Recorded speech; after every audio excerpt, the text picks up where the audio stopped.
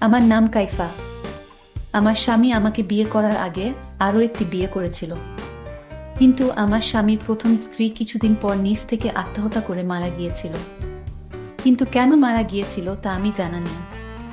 আমি এখন ওনার দ্বিতীয় স্ত্রী।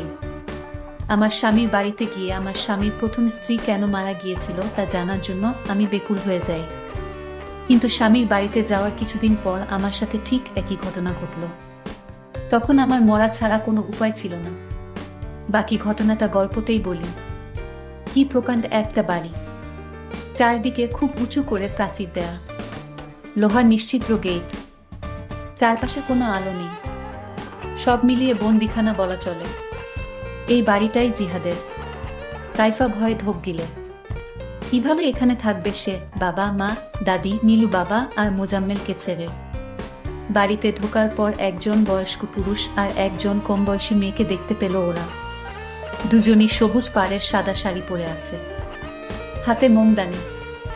জিহাদ বলল, ইলেকট্রিসিটি নেই, একটু পর চলে আসবে, তোমরা চিন্তা করো না। বয়স্কা পুরুষটি কাইফাকে দোতলার একটা রুমে নিয়ে গেল। রুমটা সাজানো, চারপাশে মোমবাতি জ্বালিয়ে রাখা আছে। কাইফার সাথে নীলু আর মোজাম্মেলও ছিল। পুরুষটি বলল, আপনারা এখন গেস্ট রুমে যান, স্যার আসবে। নীলু জার্নি করতে পারে না, এতখানি জার্নি করে একদম নেতিয়ে পড়েছে সে। তাই কাইফাকে বিদায় জানিয়ে নীলু আর মোজাম্মেল চলে গেল। কাইফার খুব ভয় ভয় করতে লাগলো। চারপাশটা নীরব হওয়ায় গাছের পাতা নড়ার শব্দ কেমন ভয়ঙ্কর লাগছে। তবে সব ভয় ছাপিয়ে আরও একটা ভয় কাইফার মনে দানা বেঁধেই চলেছে। ওই লোকটা কি করবে না করবে, সে তো মানসিকভাবে একদমই প্রস্তুত নয়। এমন সময় জিহাদ রুমে এসে ঢুকল, দরজার ছিটকিনি লাগালো। কাইফা চমকে উঠল, উঁচু স্বরে বলল, আপনি দরজা আটকাচ্ছেন কেন? পরক্ষণেই ভয় কেটে গেল। এই মানুষটি তার স্বামী। কাইফা নিজেকে সামলে জিহাদের দিকে তাকালো। এই প্রথম। মা ঠিকই বলেছে, এই লোক আসলেই সুদর্শন। কানের কাছে রূপালি চুলগুলো মানিয়ে গেছে তার চেহারায়। কাইফা দৃষ্টি নামিয়ে ফেলল। জিহাদ বলল, কাইফা তুমি ঘুমিয়ে পড়ো, সারাদিন জার্নি করেছ। কাইফা অবাক হয়ে তাকিয়ে রইল।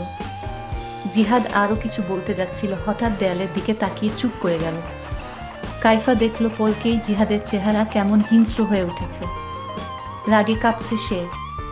কাইফা ভয়ে ভয়ে জিজ্ঞেস করল, কি হয়েছে আপনার, এমন করছেন কেন? জিহাদ জবাব না দিয়ে চিৎকার করে ডাক দিল, বাবা বাবা। বয়স্ক পুরুষটি ছুটে আসলো। কাইফাকে অবাক করে দিয়ে জিহাদ সেই পুরুষের গালে প্রচণ্ড জোরে একটা চড় বসিয়ে দিল। পুরুষটি ধপ করে ফ্লোরে পড়ে গেল। বহু কষ্টে সে উঠে দাঁড়ানোর পর আবার জিহাদ একই কাজ করল। এবারের চড়টা আরও জোরে ছিল। পুরুষটির ফ্লোরে পড়ে মাথা ফুলে গেল। জিহাদ দাঁতে দাঁত চেপে হিসিয়ে বলল, সোহানার ছবি কই, সোহানার ছবি কই বল। কাইফা ভয়ে থরথর করে কাঁপতে লাগলো। এত বয়স্ক বাবার বয়সী পুরুষের গায়ে কিভাবে হাত তুলতে পারল? কিন্তু পুরুষটির কোনো বিকার নেই, যেন চড়থাপ্পড় খাওয়া একটা স্বাভাবিক বিষয়। সে মাথা নিচু করে বলল, হীরা মামুনি রুমে রেখেছি, ভেবেছি নতুন বউ আসবে, কিছু যদি মনে করে। জিহাদ হাত মুষ্টিবদ্ধ করে বলল, জানিয়ে আয়, 10 সেকেন্ড টাইম। পুরুষটি ছুটে বেরিয়ে গেল। কিছুক্ষণ পরই ফিরে এলো একটা বিশাল বাঁধানো ছবি নিয়ে। ছবিটা নিজের হাতে পেয়ে ইশারায়, তারপর নিজেই সেই ছবিটাকে দেয়ালে টানালো। ছবিতে একটা মেয়ে লাল বেনারসি পরে তাকিয়ে আছে, যেন কাইফার দিকেই। জিহাদ ছবিটায় খানিকক্ষণ হাত বুলিয়ে দিল, তারপর কাইফার দিকে তাকিয়ে বলল, এ আমার প্রথম স্ত্রী সোহানা, আমার প্রথম ভালোবাসা। ওকে না দেখলে আমার অস্থির লাগে, কিন্তু ও তো আর এই দুনিয়ার নেই, তাই ওর ছবিটা আমার শোবার ঘরে থাকে। এতে তোমার আপত্তি আছে? কাইফা ভয়ে ভয়ে বলল, না। বেশ, তাহলে ঘুমিয়ে পড়ো। কাইফা বিছানায় শোয়া মাত্র বুঝল যে সে কতটা ক্লান্ত। মানসিকভাবে সে প্রচণ্ড দুর্বল হয়ে পড়েছে। সকালে ঘুম ভাঙার পর জিহাদকে সে ঘরে দেখতে পেল না। ঘড়িতে দেখল 7টা বাজে। ইস, এত দেরি হয়ে গেছে। খাট থেকে নামার সময় জিহাদ ঘরে ঢুকল। ভ্রু কুঁচকে বলল, তুমি এখনো সাজগোজ করনি কেন? নতুন বউকে এমন বিধবা বিধবা লাগলে কেমন করে হবে? আলমারি থেকে একটা লাল শাড়ি বের করে পরো। আর টেবিলে দেখো মালা আছে, মালাটা পরে নিও। কথাগুলো আদেশের ভঙ্গিতে বলে জিহাদ চলে গেল। কাইফা চোখের পানি মুছল। জিহাদের কথা মতো সেজে নিচে গিয়ে সে অবাক। নীলু আর মোজাম্মেল খাবার টেবিলে বসে আছে জিহাদের সাথে। কাইফাকে দেখে ওদের হাসি আরো বেড়ে গেল। কাইফা এসে একটা চেয়ারে বসল। জিহাদ উঠে চলে গেল কিচেনে। মোজাম্মেল বলল, জানো দুলা ভাই আমাদের জিজ্ঞেস করে জেনেছে তোমার প্রিয় খাবার কি, তারপর নিজেই রান্না করেছে, এখনো করছে। কাইফা কি বলবে বুঝতে পারল না, বলল, কি বলছিস? নীলু বলল, হুম্বুরা ভূতে সেই প্রেম যাচ্ছে কাইফাকে পেয়ে। মালা বানায়া নিজ হাতে আবার কাইফাকে পরিয়ে দিচ্ছে। মোজাম্মেল বলল, উফ আপু, তোমার বেশি মুখ চলে, বুড়ো বুড়ো করো না তো, ছোটাপুর কষ্ট হবে। বলেই ওরা হাসতে লাগলো। বাবা থামিয়ে নীলু বলল, যতটা খারাপ প্রথমে ভেবেছিলাম উনি আসলে ততটা খারাপ না রে। কাইফা শুকনো মুখে তাকিয়ে রইল। লোকটাকে তো কাল রাতে খুব খারাপ মনে হয়েছিল। সে কি আসলে ভালো নাকি কাইফা কিছুই বুঝতে পারল না। কাইফা অনেকবার ভেবেছিল নীলুকে গত রাতের ঘটনা খুলে বলবে, কিন্তু তাকে তো একা পাওয়াই যাচ্ছিল না। সারাক্ষণ সে আর মোজাম্মেল জিহাদের সাথেই আড্ডা দিচ্ছিল। কি বাবা খুশি সবাই, কি দরকার আবার সবার মন নষ্ট করার। কাইফা তাই চুপ করেই রইল। কিছুক্ষণ পর নীলু আর মোজাম্মেল চলে যাবে।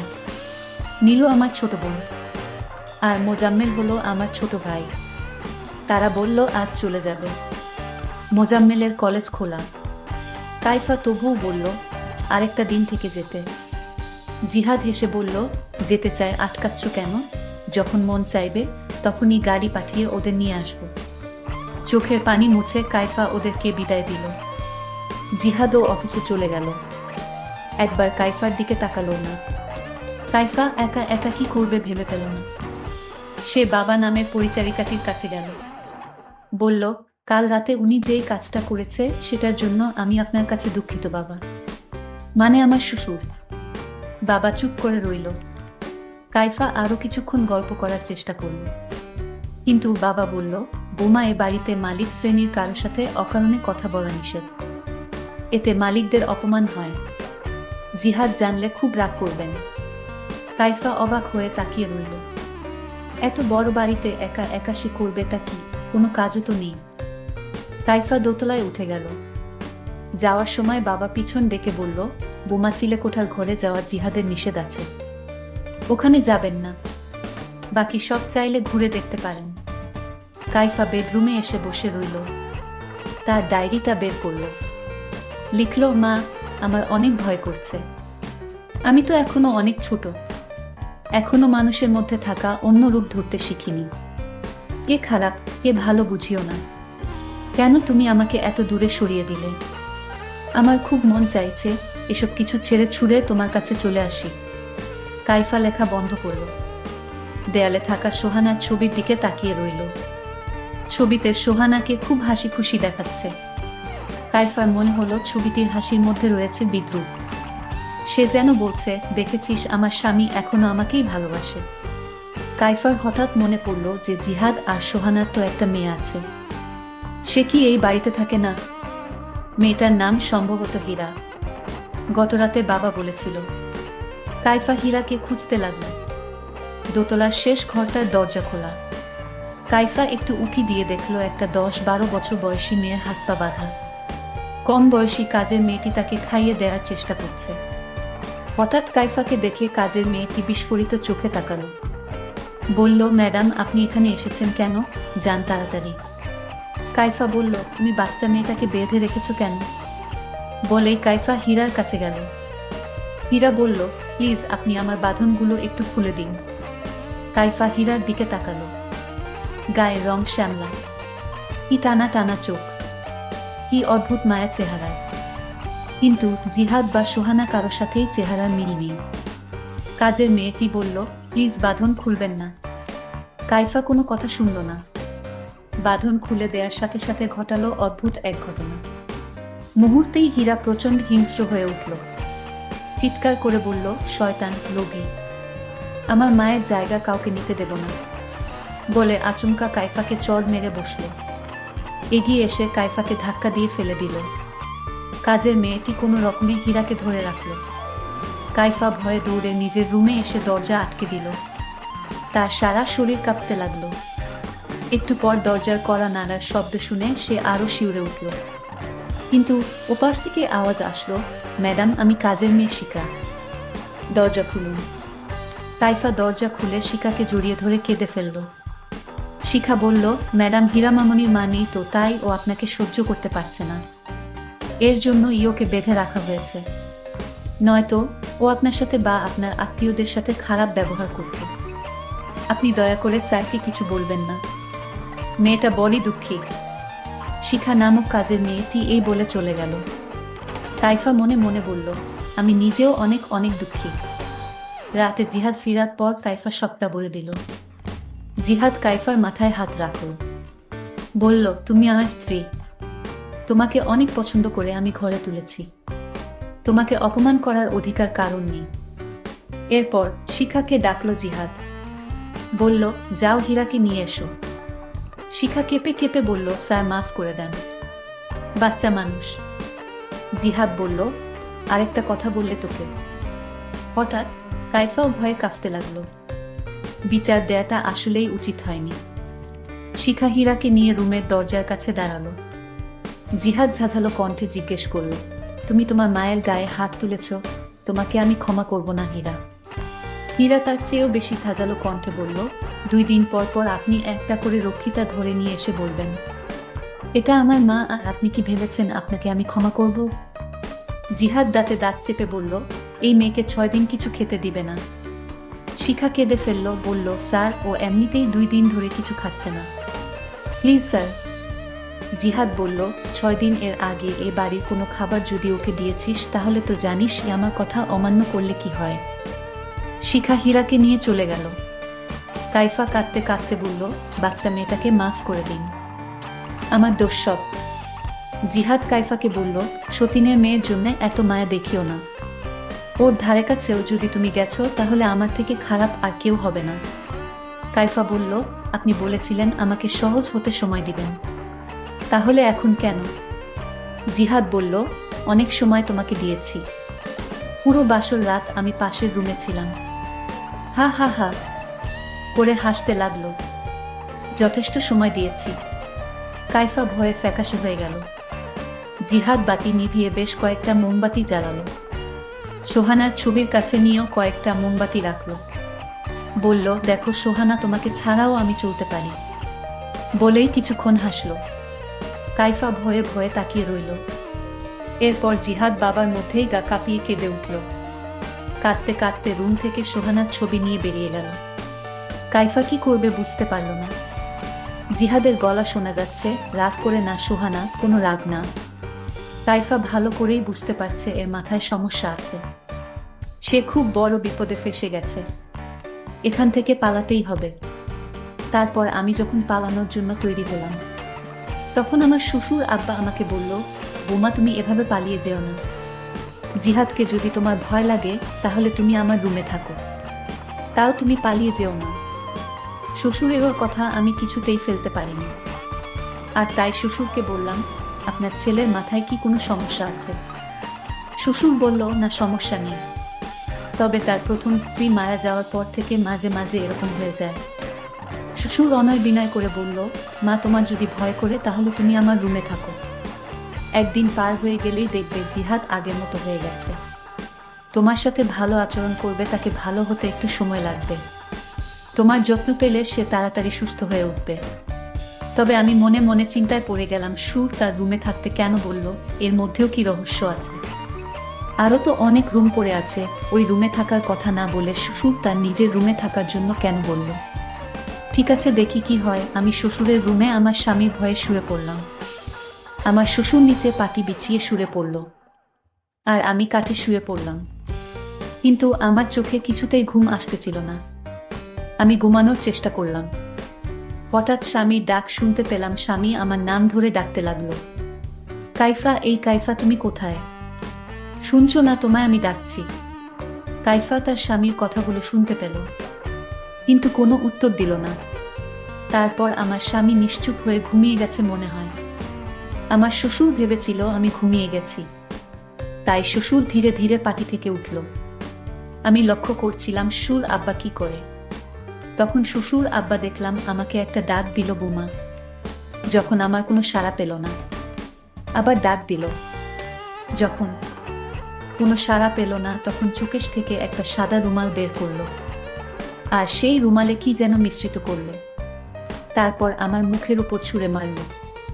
আমি তখন সাথে সাথে জ্ঞান হারিয়ে ফেলি। তারপর সকাল হলো, আমার যখন জ্ঞান ফিরল, আমি বুঝতে পারছি আমার সাথে কি হয়েছিল। আমার কাছে ব্যাপারটা অদ্ভুত মনে হলো। কেন আমার সাথে এমনটা হলো? আমি কি দোষ করেছি এই পরিবারে? আমি তো একটা গরিব ঘরের মেয়ে, কেন আমাকে সুর এবং আমার স্বামী আমার সাথে এরকম আচরণ করবে? আমি কি দোষ করেছি? আল্লাহর কাছে বারবার ভিক্ষা চাইছিলাম, আল্লাহ, এ পরিবার থেকে আমাকে বাঁচাও। আমি যখন রুম থেকে বের হচ্ছিলাম, তখন কাজের মেয়েটি আমাকে বলল, ম্যাডাম, আপনি কই ছিলেন? আপনার স্বামী আপনাকে খুঁজছিল। আমি কাজের মেয়েটির সাথে আজ ঘটে যাওয়া ঘটনাটা শেয়ার করলাম। কাজের মেয়েটি তখন কেঁদে কেঁদে বলতে লাগলো, আমার মা আছে, বাবা নেই, কিন্তু আমার মায়ের চিকিৎসা এবং পরিবারের খরচের জন্য এ বাড়িতে বুয়ার কাজ করি। রান্না থেকে শুরু করে সাহেবের মেয়েকে দেখাশোনা সবকিছু আমার করতে হয়। আচ্ছা, তোমাকে একটা প্রশ্ন করি। কাজের মেয়েটি বলল, কি বলবেন বলেন ম্যাডাম। আমি তখন কাজের মেয়েটিকে জিজ্ঞেস করেছিলাম, তুমি তো এ বাড়িতে অনেকদিন যাবত আছো, আচ্ছা, জিহাদের প্রথম স্ত্রী কিভাবে মারা গিয়েছিল? কাজের মেয়েটি বলল, ম্যাডাম, এ কথা যদি জিহাদ বা তার বাবা জানতে পারে, তাহলে আমাকে জানে মেরে ফেলবে। আমি বললাম, কিছুই জানবে না কেউ, তুমি নির্ভয়ে আমাকে বলো। তখন কাজের মেয়েটি যা বলেছিল তা শুনে মনে হলো আমার দম বন্ধ হয়ে আসছে। কাজের মেয়েটি বলল, জিহাদ স্যারের প্রথম স্ত্রী সোহানা নিজ ইচ্ছায় দুনিয়া থেকে চলে গিয়েছিল। আমি তাকে প্রশ্ন করলাম, কেন, তার সাথে এমন কি হয়েছিল যে সোহানা নিজ ইচ্ছায় ওপারে চলে গেল? কাজের মেয়েটি বলল, সব কারণ জিহাদের বাবা মানে সোহানার শ্বশুর। সোহানার শ্বশুর সোহানার সাথে অদ্ভুত আচরণ করত। একদিন সোহানার সাথে এমন ঘটনা ঘটিয়েছিল যেটা কোনো বোমার পক্ষে মেনে নেওয়া সম্ভব ছিল না, তাই সোহানার পক্ষেও মেনে নেওয়া সম্ভব হয় না। সোহানা ম্যাডামকে জিহাদ স্যার খুব ভালোবাসত, আজ সোহানাকে হারিয়ে জিহাদ স্যার পাগলের মতো হয়ে গিয়েছে। আর প্রথম যেদিন আপনি এই বাড়িতে এসেছিলেন, তখন তো আপনি নিজ চোখে দেখতে পেয়েছিলেন জিহাদ তার বাবাকে জোরে জোরে চড় মেরেছিল। জিহাদের বাবা চোরের আঘাত সইতে না পেরে মাটিতে পড়ে গিয়েছিল। এটা তো আপনি নিজ চোখে দেখেছিলেন ম্যাডাম।